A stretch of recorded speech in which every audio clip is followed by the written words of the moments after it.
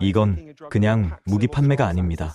기술 주권의 이전입니다. 솔직히 저도 이 계약서를 처음 봤을 때 믿기지 않았어요. 2023년 가을 폴란드 바르샤바의 한 국방부 회의실에서 30년 경력의 유럽 방산 전문가가 내뱉은 말이었습니다. 저는 방산진흥회 소속으로 그 자리에 배석했었는데 그의 표정에서 진심 어린 놀라움과 함께 약간의 당혹감까지 읽을 수 있었습니다. 방산업계에서 12년을 일했지만 솔직히 말씀드리면 한국 무기가 현지 생산 방식으로 수출된다는 소식을 처음 들었을 때는 반신반의했습니다. 전통적으로 방산 수출이라는 건 완제품을 파는 거였으니까요. 그런데 기술까지 이전한다? 더군다나 제조 라인을 통째로 넘긴다는 건 업계의 상식으로는 이해하기 어려운 결정이었습니다. 그날 회의실에서 오간 대화는 제게 많은 것을 생각하게 만들었습니다. 왜 한국은 이런 선택을 했을까? 그리고 왜 전 세계 구매국들은 이 방식을 원하는 걸까? 사실 방산 수출에서 현지 생산이라는 개념 자체는 새로운 게 아닙니다. 미국이나 유럽 국가들도 오래전부터 라이선스 생산 방식을 활용해왔죠. 하지만 한국이 보여주는 접근법은 차원이 달랐습니다. 단순히 조립 라인을 넘기는 게 아니라 핵심 기술과 설계, 도면, 그리고 독자적인 개량 능력까지 포함하는 패키지였으니까요. 제가 이 분야에 관심을 갖게 된 건 2022년으로 거슬러 올라갑니다. 당시 폴란드가 한국과 체결한 방산 계약 규모가 발표됐을 때 업계는 충격에 빠졌습니다. 방위사업청과 폴란드 국방부가 공식 발표한 자료에 따르면 계약 총액이 약 14조 원에 달했고 이 중 상당 부분이 현지 생산 형태로 진행될 예정이었습니다. 처음에는 단순히 큰 계약이라고만 생각했습니다. 하지만 계약서 세부 내용을 살펴보면서 이게 단순한 수출이 아니라는 걸 깨달았죠. K전차의 경우 초기 물량은 한국에서 완제품으로 공급하지만 이후 물량은 폴란드 현지 공장에서 직접 생산하도록 설계됐습니다. 더 놀라운 건 KPL이라는 폴란드 맞춤형 개량 모델을 함께 개발하기로 한 점이었습니다. 이게 어떤 의미인지 제대로 이해하려면 전통적인 방산 수출 방식을 먼저 알아야 합니다. 보통 무기 수출은 크게 세 가지 형태로 이뤄집니다. 첫째, 완제품 수출입니다. 수출국에서 만든 제품을 그대로 사가는 방식이죠. 둘째, 라이선스 생산입니다. 기술 사용권을 주고 구매국이 직접 만들게 하는 거죠. 셋째, 공동 개발입니다. 처음부터 함께 설계하고 만드는 방식입니다. 한국이 최근 보여주는 방식은 이 세 가지를 모두 결합한 하이브리드 모델입니다. 초기에는 완제품을 공급해 빠른 전력화를 돕고 동시에 현지 생산 라인을 구축하며 장기적으로는 구매국의 독자적 개량 능력까지 키워주는 겁니다. 스톡홀름 국제평화연구소가 2024년 3월 발표한 보고서를 보면 2019년부터 2023년까지 5년간 한국의 무기 수출액은 전년 대비 연평균 42%씩 증가했습니다. 더 주목할 점은 이 중 현지 생산 방식의 계약이 차지하는 비중이 2019년 8%에서 2023년 37%로 급증했다는 겁니다. 왜 이런 변화가 일어난 걸까요? 저는 그 답을 찾기 위해 지난 1년 반 동안 폴란드, 호주, 루마니아, UAE 등 한국 무기를 도입한 여러 나라를 직접 방문했습니다. 그곳에서 만난 국방 관계자들과 현지 방산업체 담당자들은 한국 방식의 세 가지 특징을 공통적으로 언급했습니다. 첫째, 속도였습니다. 폴란드 국방부 조달국 관계자는 이렇게 말했습니다. 우리는 시간이 없었습니다. 2022년 이후 안보 상황이 급변했고 빠른 전력 증강이 필요했죠. 한국은 완제품 신속 공급과 현지 생산 동시 진행이라는 양쪽 니즈를 모두 충족시켜줬습니다. 실제로 K전차의 경우 계약 체결 후 18개월 만에 첫 배치가 폴란드에 도착했습니다. 업계 평균인 3년에 비하면 놀라운 속도였죠. 이 속도의 비밀은 한국 방산 업체들의 생산 시스템에 있었습니다. 현대로템과 하나디펜스 같은 주요 업체들은 이미 국내에서 대량 생산 체계를 갖추고 있었고 이를 해외로 빠르게 이전할 수 있는 노하우를 축적하고 있었습니다. 설비 설치부터 인력 교육까지 모든 과정이 매뉴얼화되어 있었던 겁니다. 둘째, 기술 이전의 깊이였습니다. 호주 국방과학기술기구의 한 연구원은 제게 이런 이야기를 들려줬습니다. K9 자주포 현지 생산 계약을 검토하면서 가장 놀란 건 한국이 블랙박스를 거의 두지 않는다는 점이었습니다. 핵심 기술 대부분을 실제로 이전해주더군요. 2024년 호주 의회에 제출된 국방계약 검토 보고서에 따르면 K9 자주포의 현지 생산율은 단계적으로 70%까지 높아질 예정입니다. 저는 호주 제랄턴에 있는 하나디펜스 오스트레일리아 공장을 직접 방문했습니다. 그곳에서 호주 엔지니어들이 한국 기술자들과 함께 K 자주포의 포탑 시스템을 조립하는 모습을 볼 수 있었습니다. 한국 측 수석 엔지니어는 이렇게 설명했습니다. 우리는 단순히 작업 지시만 하는 게 아닙니다. 왜 이렇게 해야 하는지, 각 부품이 어떤 역할을 하는지까지 상세히 교육합니다. 호주 팀이 독자적으로 문제를 해결할 수 있는 역량을 갖추는 게 목표입니다. 셋째, 맞춤형 개량이었습니다. 구매국의 특수한 요구사항을 반영한 개량 모델을 함께 개발한다는 점이죠. 폴란드의 KPL, 호주의 AS9, 이집트의 K9EGY 등이 모두 이런 방식으로 탄생했습니다. 단순히 제품을 사는 게 아니라 자국의 전술 환경과 운영 개념에 맞는 무기 체계를 갖게 되는 겁니다. 폴란드의 KPL은 좋은 예시입니다. 기본 K 전차에 폴란드군이 요구한 여러 개량 사항이 반영됐습니다. 영하 30도까지 떨어지는 폴란드의 겨울 환경에 맞춘 난방 시스템, 유럽 전장 환경에 적합한 능동 방호 시스템, 그리고 NATO 표준 통신 장비 등이 추가됐습니다. 이런 개량 작업은 단순히 한국 측이 일방적으로 진행한 게 아니라 폴란드 기술자들과 공동으로 설계하고 테스트하는 과정을 거쳤습니다. 하지만 여기서 의문이 생깁니다. 왜 한국은 이렇게까지 할까? 기술을 넘겨주면 나중에 경쟁자가 생기는 거 아닐까? 솔직히 저도 처음엔 그렇게 생각했습니다. 그런데 업계 관계자들과 깊이 이야기를 나누면서 이게 단순한 판매 전략이 아니라 생태계 전략이라는 걸 알게 됐습니다. 한국방위산업학회가 2023년 발표한 연구 논문에서는 이를 방산 플랫폼 전략이라고 명명했습니다. 하나디펜스의 한 임원은 이렇게 설명했습니다. 현지 생산은 일회성 거래가 아닙니다. 20년, 30년 지속되는 파트너십의 시작이죠. 무기를 생산하면 부품 공급, 기술 지원, 업그레이드가 계속 필요합니다. 우리는 제품이 아니라 관계를 파는 겁니다. 실제로 현지 생산 계약을 맺은 나라들은 한국 방산 생태계의 일부가 됩니다. 폴란드의 경우를 보면 K 전차, 현지 생산을 위해 한국의 주요 부품 업체 15곳이 폴란드에 합작 법인을 설립했습니다. 이들은 단순히 부품을 공급하는 게 아니라 폴란드 기업들과 공동으로 생산 기술을 개발하고 있습니다. 2024년 산업통상자원부가 발표한 자료를 보면 현지 생산 방식의 방산, 수출은 완제품 수출 대비 약 2.3배의 연관 산업 효과를 만들어낸다고 합니다.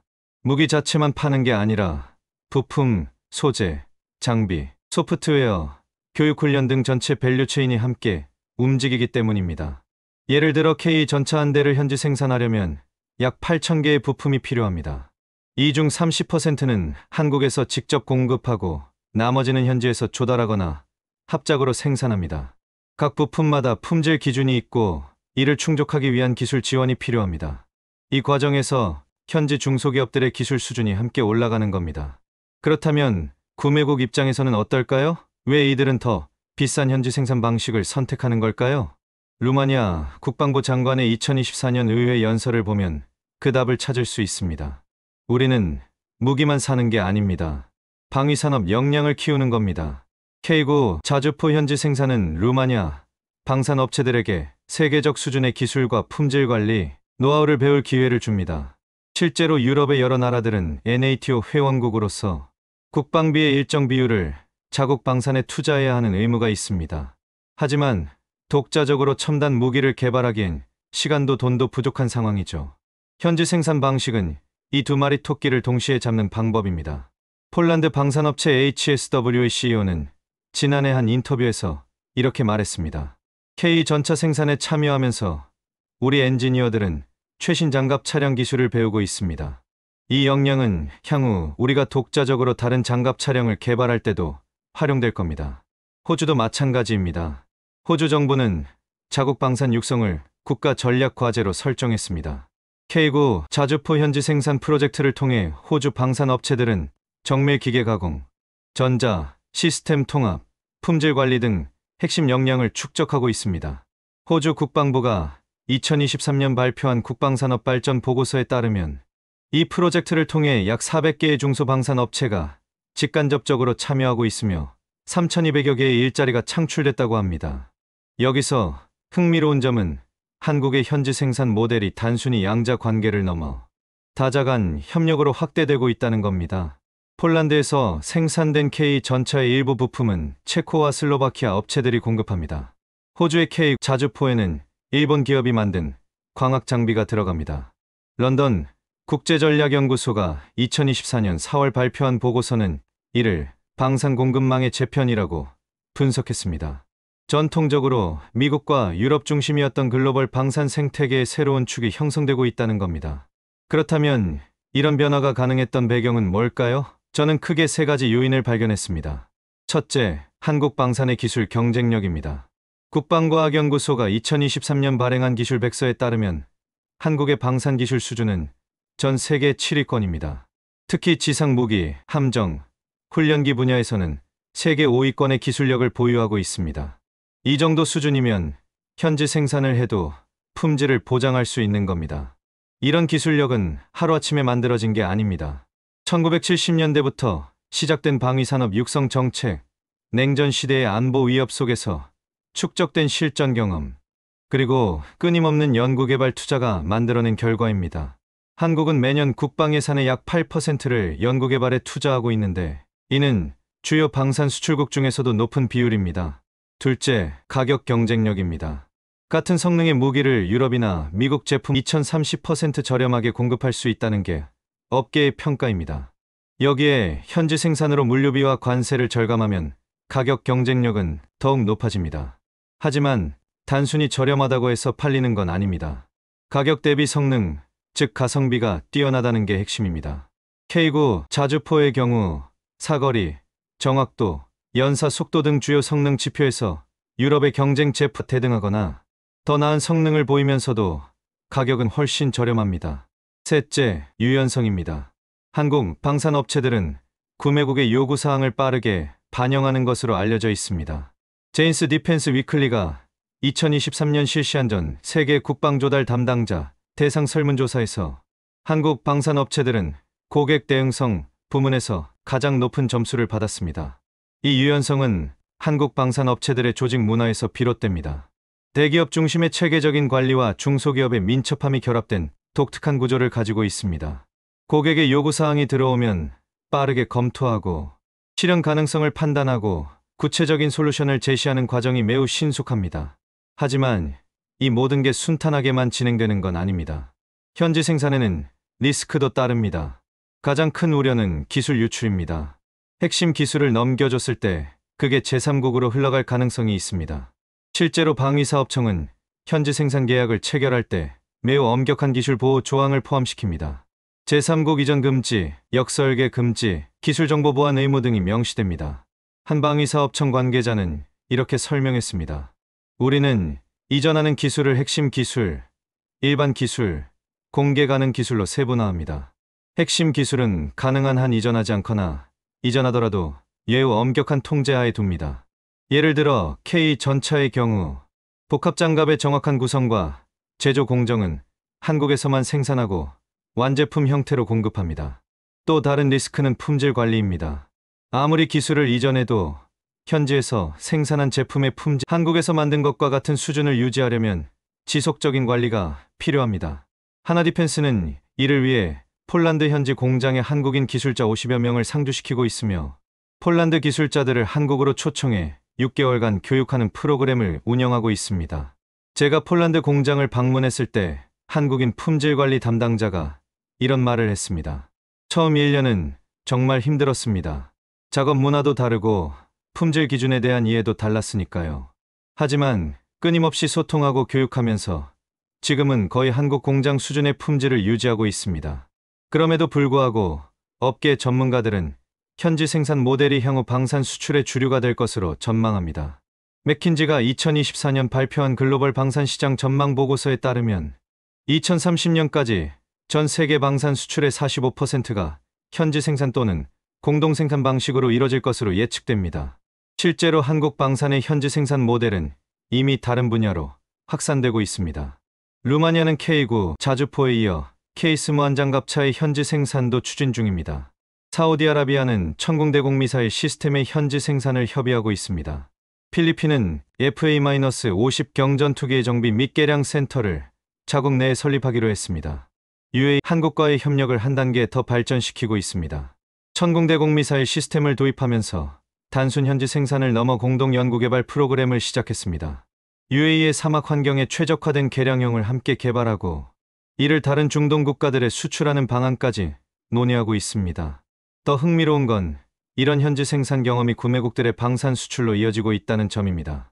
폴란드는 자국에서 생산한 K 전차를 체코에 재수출하는 방안을 검토 중입니다. 물론 이는 한국과의 사전 협의를 통해 이뤄집니다. 호주는 자국에서 생산한 K9 자주포를 뉴질랜드와 동남아시아 국가들에 판매할 계획을 세우고 있습니다. 이는 단순한 무기 거래를 넘어 일종의 방산 네트워크가 형성되고 있다는 의미입니다. 한국을 중심으로 폴란드, 호주, 루마니아, 이집트 등이 연결된 글로벌 방산 협력 생태계가 만들어지고 있는 겁니다. 서울대학교 국제대학원의 한 교수는 2024년 발표한 논문에서 이를 방산 허브 전략이라고 명명했습니다. 한국이 단순히 무기를 파는 나라가 아니라 기술과 생산 능력을 공유하며 여러 나라를 연결하는 허브 역할을 한다는 겁니다. 이런 모델이 성공할 수 있었던 또 다른 배경에는 한국의 독특한 산업 생태계가 있습니다. 한국은 방산뿐 아니라 조선, 자동차, 전자, 철강 등 제조업 전반에서 강한 경쟁력을 가지고 있습니다. 이런 산업 기반이 방산 현지 생산을 뒷받침합니다. 예를 들어 K9 자주포의 현지 생산에는 특수강 가공 기술이 필요합니다. 한국은 포스코 같은 세계적인 철강 회사를 보유하고 있어 이런 기술을 쉽게 이전할 수 있습니다. K 전차의 파워팩 생산에는 정밀 기계 가공 기술이 필요한데 한국의 자동차 산업이 쌓아온 노하우가 여기에 활용됩니다. 대한상공회의소가 2023년 발표한 보고서에 따르면 한국 방산 수출의 약 60%가 비방산, 민간, 기업들의 기술과 부품에 의존하고 있다고 합니다. 이런 산업 간 시너지가 현지 생산을 가능하게 만드는 핵심 요소입니다. 실제로 K 전차에 들어가는 전자, 장비의 상당 부분은 삼성이나 LG 같은 전자 기업들이 개발한 기술을 응용한 것입니다. 정밀 센서, 디스플레이, 통신 시스템 등이 대표적입니다. 조선소에서 쓰이는 용접 기술이 전차나 장갑차 제작에 활용되기도 합니다. 그렇다면 앞으로는 어떻게 될까요? 현지 생산 트렌드는 계속 확대될까요? 업계 전문가들은 대체로 긍정적으로 전망합니다. 하지만 동시에 몇 가지 과제도 지적합니다. 첫째, 기술 보호입니다. 현지 생산이 늘어날수록 기술 유출 리스크도 커집니다. 정부와 기업은 더욱 정교한 기술 보호 체계를 만들어야 합니다. 방위사업청은 2024년 핵심 기술 보호 가이드라인을 개정하여 이전 가능한 기술과 이전 불가능한 기술을 명확히 구분했습니다. 둘째, 품질 관리입니다. 현지에서 생산되는 무기의 품질을 일정하게 유지하는 것은 쉽지 않은 과제입니다. 지속적인 기술 지원과 품질 감독이 필요합니다. 한국 방산업체들은 현지 파견 인력을 늘리고 원경, 모니터링 시스템을 도입하는 등 다양한 방법을 시도하고 있습니다. 셋째, 경쟁 심화입니다. 한국의 현지 생산 모델이 성공하면서 다른 나라들도 비슷한 전략을 시도하고 있습니다. 터키, 인도, 브라질 등이 적극적으로 현지 생산 기반의 수출을 추진하고 있습니다. 차별화된 경쟁력을 유지하는 게 중요합니다. 넷째, 장기적 책임입니다. 현지 생산 계약은 2030년에 걸친 장기 프로젝트입니다. 기술 지원, 부품 공급, 업그레이드 등을 지속적으로 제공해야 합니다. 이를 위한 조직과 시스템을 갖춰야 합니다. 그럼에도 불구하고 현지 생산 모델은 한국 방산의 중요한 성장 동력으로 자리 잡고 있습니다. 2024년 방위사업청이 발표한 자료에 따르면 현재 진행 중이거나 협의 중인 현지 생산 프로젝트만 15개국, 총 30조 원 규모에 달한다고 합니다. 이는 단순히 수출액의 증가만을 의미하지 않습니다. 한국이 글로벌 방산 생태계에서 차지하는 위치가 달라지고 있다는 걸 보여줍니다. 과거에는 주요국의 무기를 도입하는 입장이었다면 이제는 기술과 생산 능력을 공유하는 파트너로 성장한 겁니다.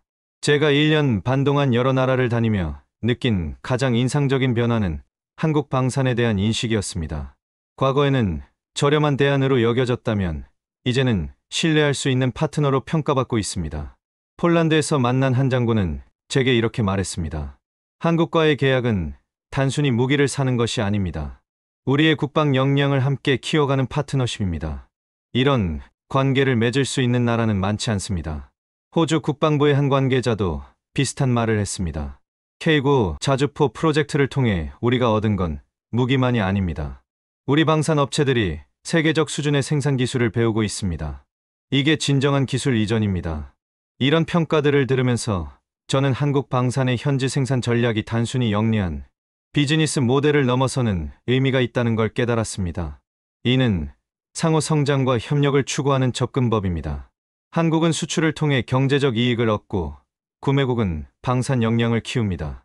그리고 이 과정에서 형성된 네트워크는 장기적으로 모두에게 이익이 됩니다. 물론 아직 갈 길은 멉니다. 앞서 말한 과제들도 해결해야 하고 예상치 못한 문제들도 생길 겁니다. 하지만 지금까지 보여준 성과와 전 세계 파트너, 국가들의 반응을 볼 때 이 방향은 옳은 것 같습니다. 바르샤바 회의실에서 놀라움을 감추지 못했던 그 유럽 전문가는 회의가 끝난 뒤 제게 조용히 다가와 이렇게 말했습니다. 솔직히 처음엔 한국이 너무 많은 걸 내주는 게 아닌가 걱정했습니다. 하지만 이제 알겠어요. 이게 진짜 장기적 전략이라는 걸. 당신들은 시장이 아니라 생태계를 만들고 있군요. 그의 말이 맞습니다. 한국은 지금 글로벌 방산 생태계의 새로운 허브로 자리 잡아가고 있습니다. 그리고 그 중심에는 현지 생산이라는 혁신적인 접근법이 있습니다. 앞으로 10년, 20년 후에는 이 전략이 어떤 결과를 만들어낼까요? 저는 개인적으로 매우 기대됩니다. 한국이 단순히 무기를 파는 나라가 아니라 전 세계 국가들의 국방 역량 향상에 기여하는 진정한 파트너로 인정받는 날이 올 것이라 믿습니다. 그리고 그날이 오면 바르샤바 회의실에서 시작된 놀라움이 전 세계로 확산될 것입니다. 한국 방산의 현지 생산 모델이 만들어가는 미래, 저는 그 변화의 현장을 계속 지켜보고 기록하고 싶습니다. 감사합니다.